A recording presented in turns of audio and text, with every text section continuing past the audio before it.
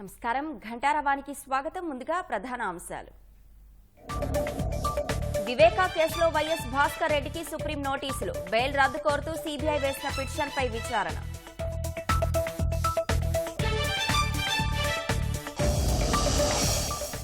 NDPS చట్టం ఎంత కఠినమైందో అందరికీ తెలియాలన్న ఈగల్ విభాగాధిపతి. త్వరలో విద్యార్థులకు అవగాహన కల్పిస్తామన్న ఆకె రవికృష్ణ.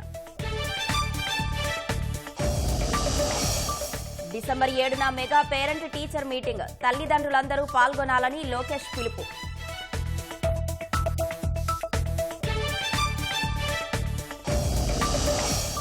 గుడివాడను ఆక్వా హబ్ గా తీర్చిదిద్దుతామన్న ఎమ్మెల్యే వెనిగండ్ల రాము. పెట్టుబడులు పెట్టేందుకు పారిశ్రామికవేత్తలు ఆసక్తిగా ఉన్నారని వెల్లడి. తెలంగాణలో పొలం పని చేస్తున్న మహిళపై పులి దాడి. గన్నారం శివారులో ఘటన, యువతి మృతి.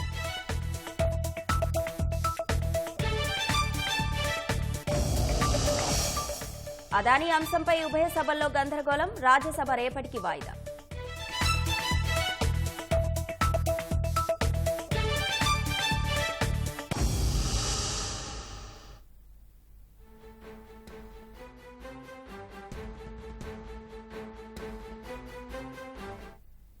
వివేకా హత్య కేసులో భాస్కర్ రెడ్డి బెయిల్ రద్దు చేయాలన్న సీబీఐ పిటిషన్పై సుప్రీంకోర్టులో విచారణ జరిగింది.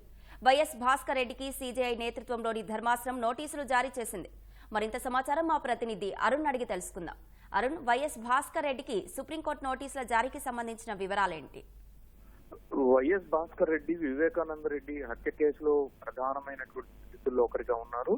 ఆయన విచారణ సందర్భంగా అనేక విషయాలు వెల్లడించారని, అదే సందర్భంలో ఈ కేసు ప్రధానమైనటువంటి కుట్రపూరితమైనటువంటి వ్యవహారంలో భాస్కర్ రెడ్డి కూడా ఒక కీలకమైనటువంటి నిందితుడిగా ఉన్నట్లుగా సిబిఐ ఇప్పటికే ఆధారాలు అందించడంతో పాటుగా భాస్కర్ రెడ్డికి బెయిల్ మంజూరు చేయొద్దని చెప్పి తెలంగాణ హైకోర్టులో విజ్ఞప్తి చేసింది. అయితే భాస్కర్ రెడ్డి తరపు వాదనలు, అదేవిధంగా సిబిఐ తరపు వాదనలు పరిశీలించిన అనంతరం భాస్కర్ రెడ్డికి సాధారణ బెయిల్ మంజూరు చేస్తూ తెలంగాణ హైకోర్టు ఇటీవల తీర్పు వెలువరించింది. ఆ తీర్పును సిబిఐ దర్యాప్తు సంస్థ అయినటువంటి సిబిఐ సుప్రీంకోర్టులో సవాల్ చేసింది. ఈ సిబిఐ దాఖలు చేసినటువంటి పిటిషన్ పైన జస్టిస్ సంజీవ్ ఖన్నా ప్రధాన న్యాయమూర్తి నేతృత్వంలోని ధర్మాసనం ఈ రోజు విచారణ చేపట్టింది.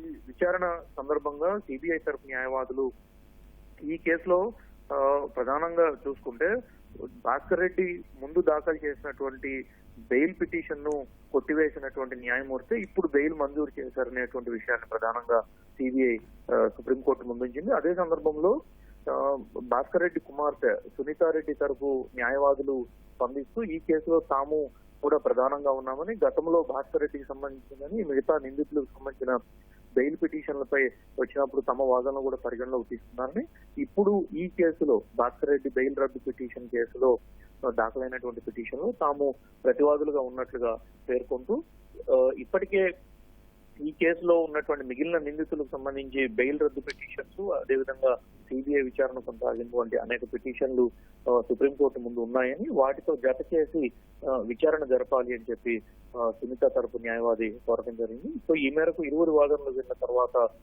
సుప్రీంకోర్టు ప్రధాన న్యాయమూర్తి నేతృత్వంలో ధర్మాసనం భాస్కర్ రెడ్డికి నోటీసులు జారీ చేస్తూ మిగిలిన పిటిషన్ వివేక హత్య కేసులో ఇప్పటికే దాఖలైనటువంటి మిగిలిన పిటిషన్లతో జత చేసి ఈ పిటిషన్ కూడా విచారణ చేపడతామని చెప్పి స్పష్టం చేస్తూ వాయిదా వేసింది. ధన్యవాదాలు వారు.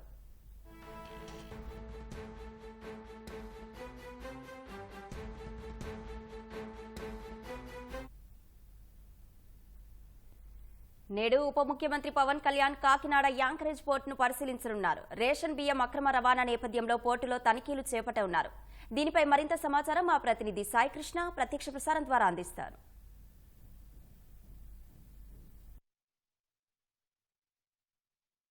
కాకినాడలో పర్యటిస్తున్నారు. కాకినాడలోని యాంకరేజ్ పోర్టులో ఆయన మరి కాసేపట్లో సందర్శించనున్నారు. ఇక్కడి నుంచి నిత్యం చౌకదారులకు సంబంధించిన పీడిఎస్ బియ్యం ఎగుమతి అవుతోంది అనేది గత 5 ఏళ్లుగా ఆరోపణలు ఉన్నాయి.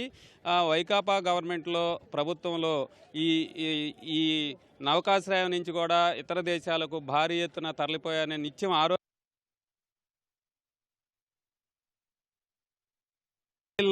నేపథ్యంలో తొలుత పౌర సరఫరాల శాఖ మంత్రి నాదెండ్ల మనోహర్ కాకినాడలో పర్యటించిన తర్వాత ఇక్కడ చెక్ పోస్టులు ఏర్పాటు చేశారు. పీడీఎస్ బియ్యం కాకినాడ పోర్టు నుంచి ఎగుమతి కాకుండా చూశారు. కానీ తాజాగా ఇప్పటికి కూడా కొంతమేర బియ్యం ఎగుమతి అవుతోంది అనేది తీవ్రస్థాయిలో ఆరోపణలు వస్తున్నాయి. రాష్ట్ర పౌర సరఫరాల చైర్మన్ సంబంధించి తోట సుధీర్ ఉన్నారు. ఆయన కొద్ది రోజుల క్రితం కరప మండలం నడకుదురులో కూడా గోదాముల్లో తనిఖీలు చేశారు. 5 లారీలు బియ్యం కూడా పట్టుకున్నారు.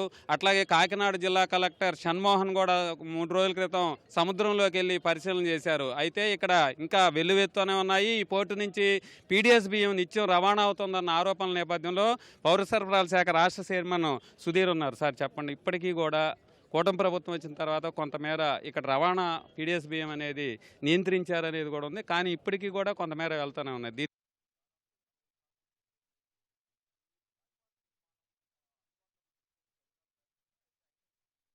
వచ్చి ఇక్కడ రైడ్ చేసి పట్టుకోవడం జరిగింది. మళ్ళీ కొద్ది వ్యవధి గ్యాప్ వచ్చి వాళ్ళ మీద కేసులు నమోదు చేసాం. కోర్టులో కేసులు జరుగుతున్న నేపథ్యంలో మళ్ళీ ఒక 2 నెలల గ్యాప్ ఇచ్చి మళ్ళీ మొదలైంది ఇది. సో మా దృష్టికి వచ్చింది. ఇమీడియట్గా మొన్న 26 మొన్న నాకు సాయంత్రం 4:30 గంటల సమయంలో జరుగుతుంది, త్వరలో వెళ్ళిపోయింది పోర్టుకి అని చెప్పి నాకు ఒక ఇన్ఫార్మర్ చెప్పడం జరిగింది. వెంటనే ఇమీడియట్గా నేను ఉన్నట్టుగా హుటాహుటిని నా డ్రైవర్ని తీసుకొని నా పిఎని తీసుకొని నేను స్పాట్కి వెళ్ళాను. డిఎస్పీకి ఫోన్ చేస్తే ఒక ఎస్ఐ గారిని పంపించాడు, సాగర్ని. సో వెంట దేర్ అక్కడైతే మాకు పీడీఎస్ రైస్ ఐడెంటిఫై అయింది. సుమారుగా 3,325 మెట్రిక్ టన్నుల రైస్ లోపల ఉంది. పీడీఎస్ మాకు కంటికి కనిపించింది. అదే అలాగే బయటకు వచ్చి చూసేటప్పటికి 7 లారీస్ వర్ ఐడెంటిఫైడ్. 7 లారీస్లో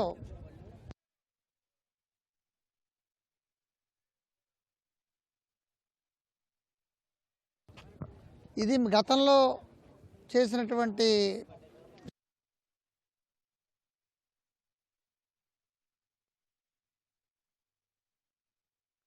చెప్తున్నారు వాళ్ళు, కానీ మేము దాన్ని పరిగణనలోకి తీసుకోలేదు. ఇప్పుడు గ్యాంగ్ గ్యారంటీ ఇచ్చి తీసుకున్న తర్వాత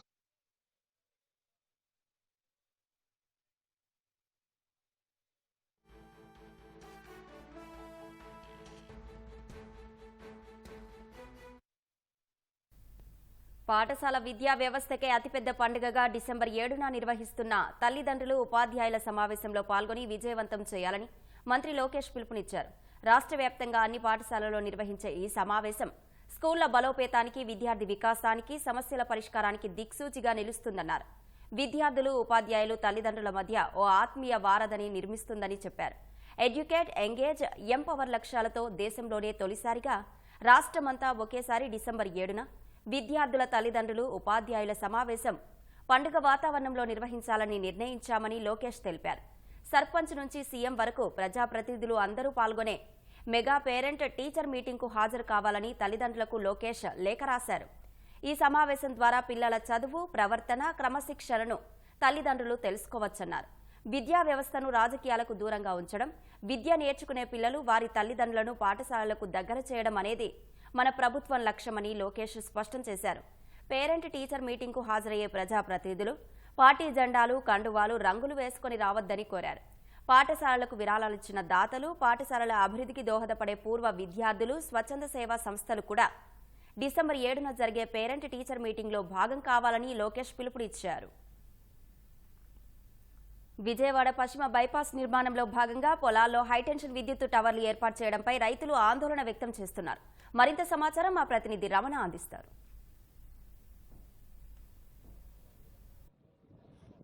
చెన్నై కోల్కతా జాతీయ రహదారిని అనుసంధానిస్తూ విజయవాడ బైపాస్ నిర్మాణం చేపట్టింది ఎన్హెచ్ఐ.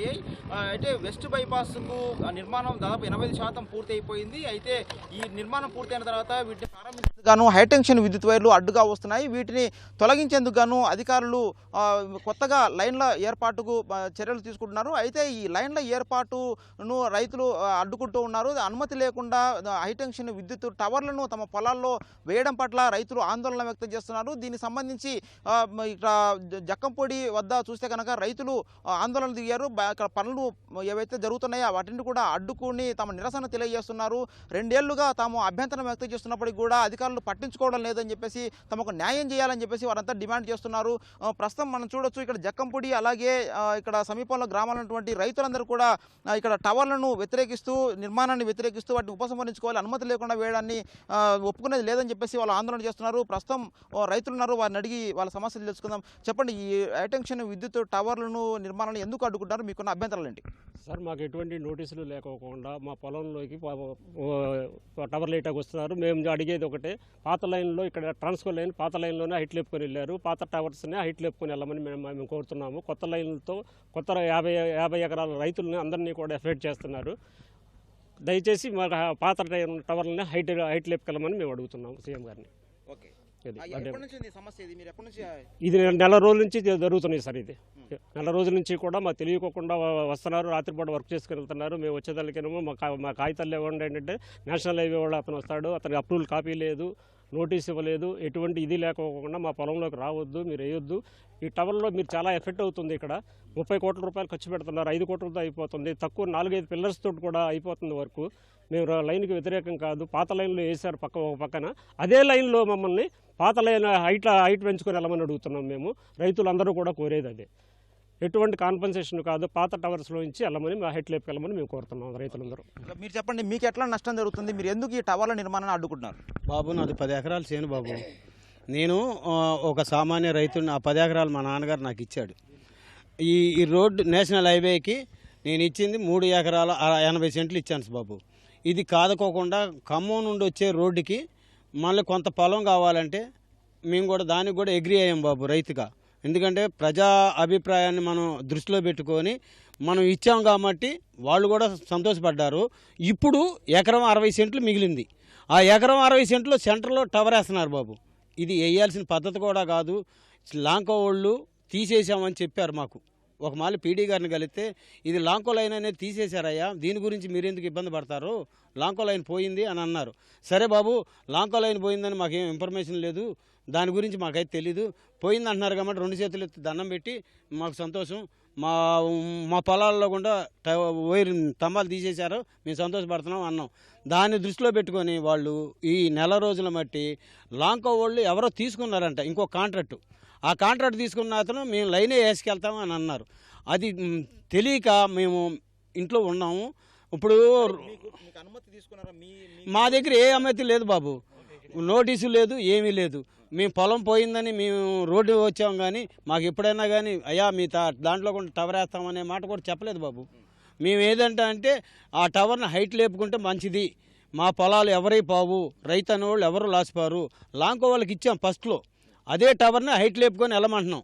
అట్లా పోయే లెక్క అయితే ₹1 కూడా గవర్నమెంట్కి లాస్ ఉండదు, రైతుకి లాస్ ఉండదు, అందరూ బాగా సేవ్ అవుతారు. ఇది మేము కోరుకునేది కూడా ఇదే. ఇది లైన్ తప్పించేసి ఎక్కడి నుండో 2 కిలోమీటర్లు తిప్పుకొచ్చి 2 టవర్లు వేసేదాన్ని 11 టవర్లు ఎగస్ట్రా వేసుకొస్తున్నారు. ఈ 2 టవర్లతో అయిపోయేదాన్ని ఆఫ్ చేసి 11 టవర్లు ఎందుకయ్యా, ఈ గవర్నమెంట్కి ఇంత లాస్ దేనికి, మనం 2 టవర్లతో అయిపోద్ది. మేము టెక్నికల్ ఇంజనీర్ గారితో చూపించాము, ఆ మహానుభావుడు కూడా మాకు రైతుల పక్షాన్ని నిలబడ్డాడు, రైతుల పక్షాన్ని నిలబడి మాకు ఏదో మేలు చేస్తాడు. ఆయన అడిగితే వీళ్ళు ఏమంటున్నారంటే మాకు సంబంధం లేదయ్యా, మేము ఇట్లా తిప్పుకొని వస్తాం అని అంటున్నారు. ఇది 40 ఎకరాలు 50. మీరు చెప్పండి, అనుమతి తీసుకొని చేస్తున్నాం అని చెప్పేసి అధికారులు చెప్తారు. అనుమతి ఉందా మీకు? అనుమతి తీసుకున్నారా? గ్రామ సభ నిర్వహించారా? ఈ టవర్ల నిర్మాణంపై మీరు ఏం చెప్తారు? ఎట్లా నష్టం జరుగుతుంది మీకు? సార్, అసలు ఏం చెప్పలేదు సార్. వాళ్ళు గత ఒక 10 days బిఫోర్ వచ్చి చూస్తే మాది మొత్తం 1150 గజాల సైట్ సార్ మాది. మేము 3 అన్నదమ్ములు వచ్చి నేను రోజు చూసుకుంటానే ఉంటున్నాను ఏం జరుగుతుంది ఏంటనేది. కానీ సడన్గా ఒకరోజు చూసేసరికి నైటే వాళ్ళు తోమేసేసి బాతేసి తర్వాత నైట్ వచ్చేసరికి గోతులు తోమేశారు. అసలు విషయం క్లారిటీ అసలు ఏం తెలియదు సార్. ఇక్కడ చెన్నై గారు వీళ్ళందరూ పెద్దల తర్వాత ఇక్కడ మీటింగ్ అరేంజ్ చేస్తుంటే వచ్చాం సార్. అసలు ఏం నోటీసు లేదు, ఏం చెప్పడం లేదు. ఉన్నది మాకు ఒక 1150 గజాలే సార్ మా 3 అన్నదమ్ములకి. అదే పిల్లలకి కొద్దిగా సపోర్ట్ ఉంటుంది అనుకున్నాం. తెరవస్తే వాళ్ళు ఇట్లా వేసి కానీ కాన్పన్సేషన్ గురించి లేదు, ఏమీ లేదు. అయితే అక్కడ సర్వేర్ గారిని అడిగితేనేమో ఎంఆర్ఓ గారి దగ్గరికి వెళ్ళిపోండి అని చెప్పేసి అని అన్నారు. ఎంఆర్ఓ గారి దగ్గరికి వెళ్తేనేమో మీరు ఎన్ని పెట్టండి అక్కడ అని చెప్పేసి అన్నారు. అప్లికేషన్ స్థానిక ఎమ్మెల్యే అలాగే కలెక్టర్ గారి దృష్టి కూడా తీసుకుపోయారు. మాట్లాడంటున్నారు మీరు. వాళ్ళు ఏం చెప్పారు? వాళ్ళు చెప్పిన దానికి మీరు సమ్మతమేనా? ఏం జరిగింది? అంటే నేనుగా లేను సార్, ఇగో పెద్దవాళ్ళు ఉన్నారు. కలెక్టర్ గారు మన ఎమ్మెల్యే గారిని కలిసాం సార్. మేము కలిసి ఎమ్మెల్యే గారు కలెక్టర్ గారి దగ్గరికి తీసుకెళ్లారు. ఆ డిజైన్స్ అన్ని పరిశీలించి నేను మాట్లాడుతున్నారు. నేను ఎన్హెచ్ వాళ్ళని మరి మెగా వాళ్ళని పిలిపించినట్టున్నారు. మరి ఏం చెప్పారో వాళ్ళకి మనకు తెలియదండి. ఇప్పుడు పొద్దున్నుంచి కూడా మొన్నల్లా కూర్చోబెట్టారు, మ్యాపులు తేరండి వాళ్ళు మ్యాపులు తేరు. ఇవాళ పొద్దున్న వచ్చి పోలీస్ ప్రొడక్షన్ పెట్టి తవ్వుదామని వాళ్ళ ఉద్దేశం అండి. మేము తవ్వడానికి లేదు, మ్యాప్ చూపెట్టమంటాం. వాళ్ళకి అసలు అనుమతులు అనేవి లేవండి. 2021 అనుమతులు అండి. ఇప్పుడు ఇక్కడ స్తంభం తీస్తున్నారండి. ఇక్కడేమో 105 మీటర్లు ఉండాలండి ఈ రోడ్డుకి. ఇప్పుడు ఈ పక్కన తీస్తున్నారంటే ఈ పక్కన 30 మీటర్లు, ఖమ్మం రోడ్డుకి 30 మీటర్లలో పెట్టారు.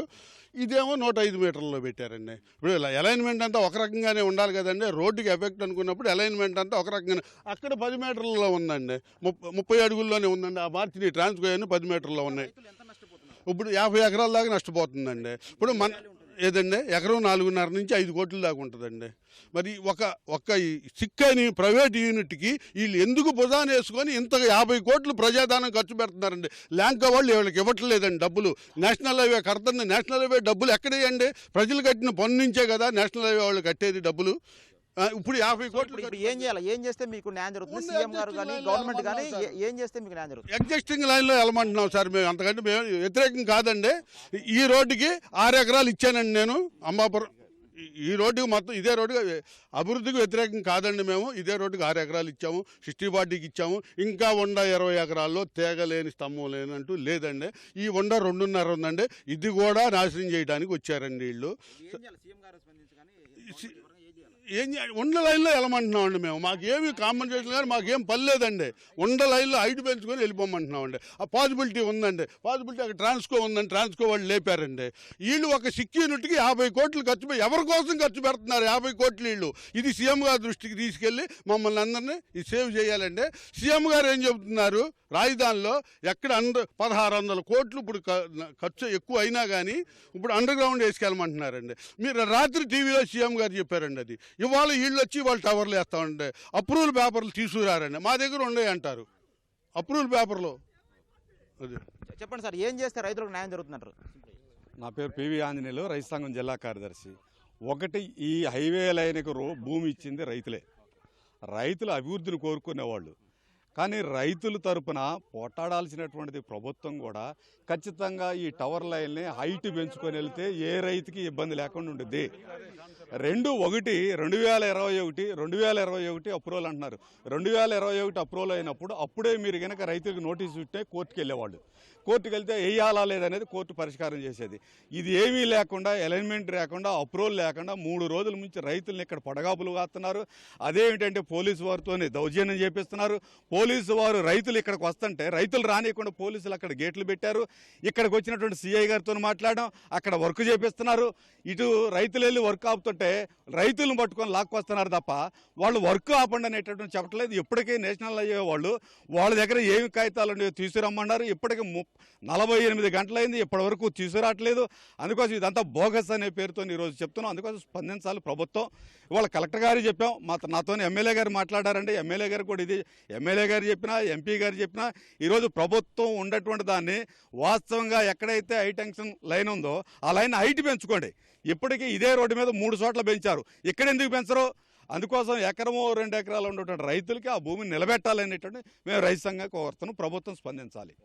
సో ఇది పరిస్థితి. రైతులందరూ కూడా ఒకటే డిమాండ్ చేస్తున్నారు. 4 టవర్లను ఎత్తు పెంచుకుంటే సరిపోతుంది, ఎలాంటి ఖర్చు అవసరం లేదు. అయితే 11 టవర్లు నిర్మించడం వల్ల 50 ఎకరాల భూమిని కోట్లాది రూపాయలు విలువ చేసే భూమి నష్టపోతుందని చెప్పేసి రైతులు ఆవేదన వ్యక్తం చేస్తున్నారు. అయితే అనుమతి లేకుండానే ఇవి నిర్మిస్తున్నారు కాబట్టి తప్పనిసరి పరిస్థితుల్లోనే అడ్డుకోవాల్సిన పరిస్థితి వస్తుందని చెప్పి చెప్తున్నారు. సీఎం చంద్రబాబు వెంటనే స్పందించి రైతులకు న్యాయం జరిగేలా తగిన చర్యలు తీసుకోవాలని చెప్పేసి అధికారులకు ఈ మేరకు ఆదేశాలు జారీ చేయాలని రైతులందరూ కూడా కోరుతున్న పరిస్థితి ఉంది. కెమెరామెన్ నాగేంద్రతో కలిసి వెంకటరమణ, ఈటీవీ న్యూస్, ఎన్టీఆర్ జిల్లా నుంచి. ధన్యవాదాలు రమణ. ఇప్పుడు ప్రకటనలు.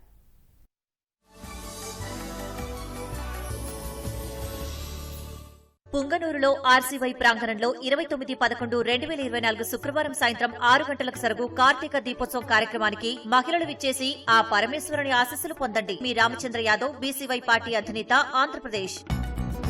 ఎగ్జామ్ టెన్షన్ తో తల పగిలిపోతుంది రావణ ఎండా నాయిస్ తో తల పేలిపోతోంది. కానీ జవాబు ఒకటే, Mentho plus bomb. Let's party. Mentho plus balm.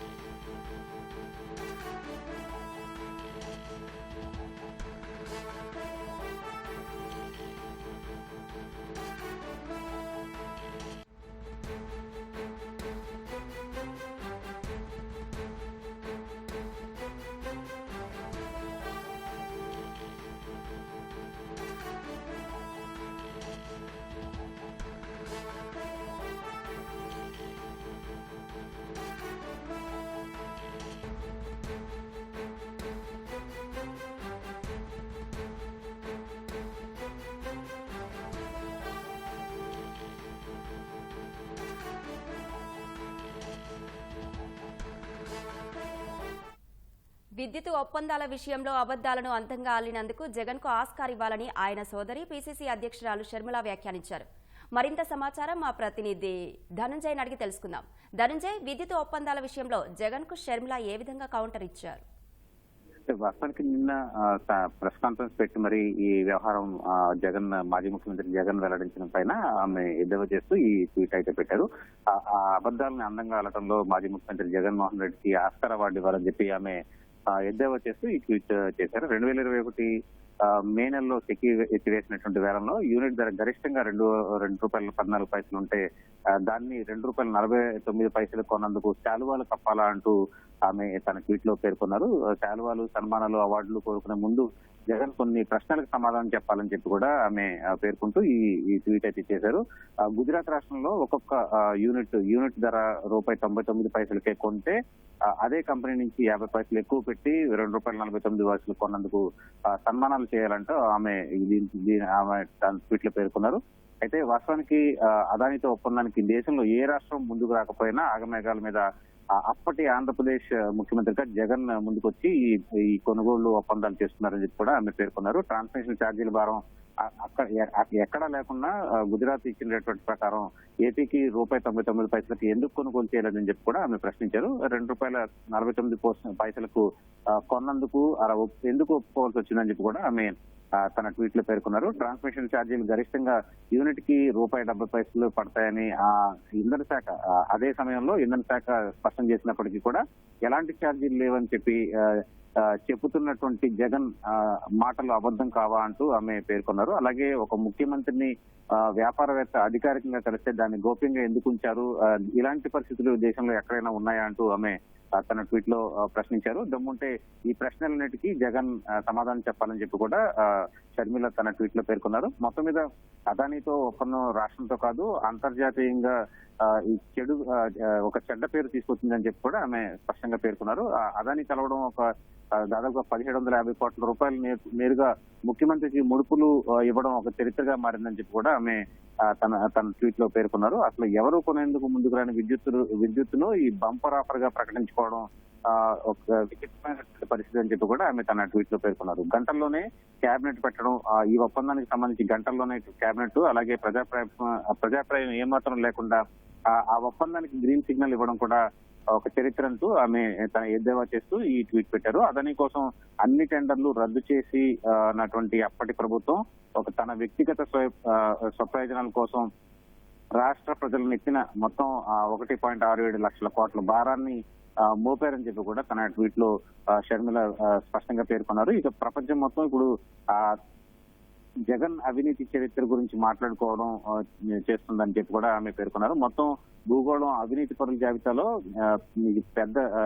ఈ జగన్ పేరు చేరడం ఒక పెద్ద చరిత్ర అంటూ ఆమె తన ట్వీట్ లో ఎద్దేవా చేశారు. అలాగే అమెరికా దర్యాప్తు సంస్థలు ఇచ్చినటువంటి రిపోర్ట్ లో ఎక్కడ తన పేరుందని జగన్ బుకాయించడం విడ్డూరంగా ఉందని చెప్పి కూడా స్పష్టం చేశారు. అప్పటి ముఖ్యమంత్రి ఆంధ్రప్రదేశ్ చీఫ్ మినిస్టర్ అంటే అప్పుడు తమరు చేయలేదా అని చెప్పి కూడా తన ట్వీట్ లో ఆమె పేర్కొన్నారు. వాస్తవానికి స్పష్టంగా ఎఫ్బిఐ తన అభియోగ పత్రంలో అప్పటి ముఖ్యమంత్రి అని చెప్పి పేర్కొన్నప్పటికీ కూడా తాను కాదంటూ బుకాయించడం పైన కూడా ఆమె ఎద్దేవా చేస్తూ తన ట్వీట్లు పెట్టారు. ఆ కుర్చీలో ఎవరు కాకుండా జగన్ కాకుండా ఇంకెవరన్నా నడిపించే వాళ్ళు కూర్చున్నారా అని చెప్పి కూడా ఆమె స్పష్టం చేశారు. మొత్తం మీద ఈ అంశంలో శుద్ధ అబద్ధాలు మాట్లాడుతూ తాను కాదు అని చెప్పుకోవడం జగన్కే చెల్లిందని చెప్పి కూడా ఆమె స్పష్టంగా తన ట్వీట్ లో పేర్కొన్నారు. ఈ విషయంలో అమెరికా దర్యాప్తు సంస్థ ఎఫ్బిఐ తో పాటు సెకీ కూడా స్పష్టంగా రిపోర్ట్ ఇచ్చింది. రిపోర్ట్ ఇచ్చిన 1750 కోట్ల రూపాయల అవినీతి చేతులు మారించి కూడా అప్పటి చీఫ్ మినిస్టర్ ఇచ్చారని చెప్పి కూడా ఆ దర్యాప్తు సంస్థలు గుండబద్దలు కొట్టాయని చెప్పి కూడా ఆమె స్పష్టం చేశారు. అలాగే ముడుపులు ముట్టిన తర్వాతే ఒప్పందాలు చేసుకున్నాయని చెప్పి కూడా తమ నివేదికలో 100 పేజీల రిపోర్ట్ కూడా ఇచ్చాయని చెప్పి కూడా ఆమె స్పష్టం చేశారు. అలాగే వివిధ సోర్సుల నుంచి సాక్ష్యాలు, ఆధారాలు, ఎలక్ట్రానిక్ ఆధారాలు కూడా సేకరించామని చెప్పి ఎఫ్బిఐ, ఎస్ఈసి, అమెరికాకు చెందినటువంటి ఎస్ఈసి కూడా దాంట్లో రిపోర్ట్ లో స్పష్టంగా పేర్కొన్నాయని చెప్పి కూడా పేర్కొన్నారు. మొత్తంగా అధికారంలోకి వచ్చాక గాడిదలు కాసారా టెండర్లు రద్దుతో ఎందుకు సరిపెట్టారని చెప్పి కూడా ఆమె స్పష్టం చేశారు.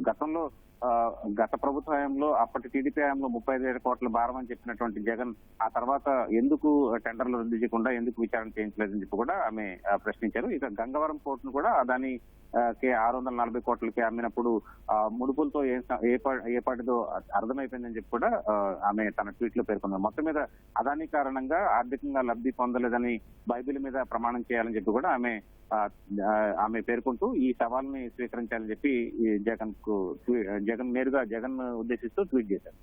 ధన్యవాదాలు ధనంజయ్.